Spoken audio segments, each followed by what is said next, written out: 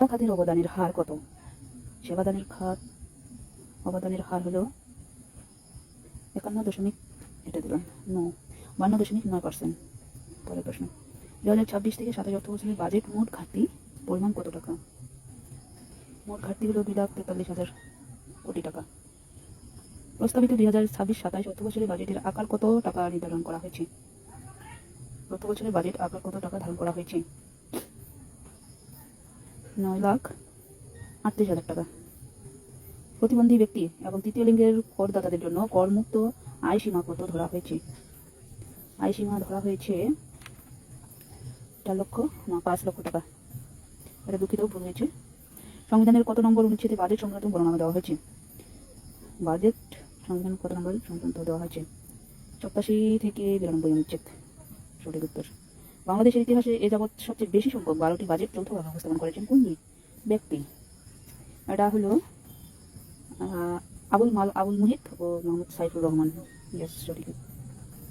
নতুন বাজেট অনুযায়ী নারী এবং 56 বছর বা তরুণ বয়সের করদাতাদের জন্য করমুক্ত আয় সীমা কত টাকা? এটা 4,25,000 টাকা।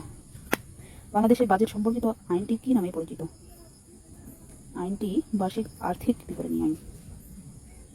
ভুল, দুঃখিত। সরকারি অর্থ বাজেট ব্যবস্থাপনা আইন 2009। শিল্প খাতের প্রবৃদ্ধির হার হল শিল্প খাত 2.86%। সঠিক উত্তর। 2026-27 অর্থ বছরের বাজেটে অর্থমন্ত্রী আমির খসরু মাহমুদ চৌধুরীর কততম বাজেট? এটা হলো প্রথম। 2026-27 অর্থ বছরের বাজেটের মূল্যস্ফীতির হারের লক্ষ্যমাত্রা কত নির্ধারণ করা হয়েছে? নির্ধারণ করা হয়েছে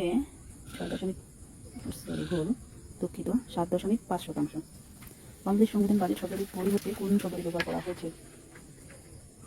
বার্ষিক উন্নয়ন কর্মসূচি, সরকারি অর্থ ব্যবস্থাপনা, বার্ষিক আর্থিক বিবৃতি, জাতীয় রাজস্ব পরিকল্পনা। এটা হবে বার্ষিক আর্থিক বিবৃতি। বাংলাদেশের সংবিধান কোন অনুচ্ছেদের অধীনে অর্থ বছরের সময়কাল 1 জুলাই থেকে 30 জুন নির্দিষ্ট করা হয়েছে?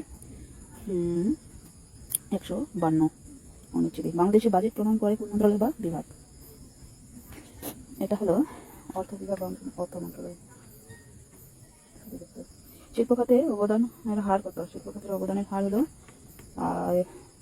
36.98%।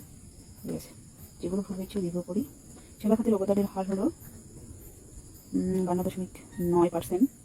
পরবর্তী প্রশ্ন, প্রতিবন্ধী ব্যক্তি এবং তৃতীয় লিঙ্গের করদাতাদের জন্য করমুক্ত আয় সীমা কত ধরা হয়েছে? 5 লক্ষ টাকা। বাংলাদেশের বাজেট সম্পর্কিত আইনটি কি নামে পরিচিত? সরকারি অর্থ বাজেট ব্যবস্থাপনা আইন। 2026-27 অর্থ বছরের বাজেটের মূল্যস্ফীতির হারের লক্ষ্যমাত্রা কত নির্ধারণ করা হয়েছে? কত 7.5% নাকি? ইয়েস।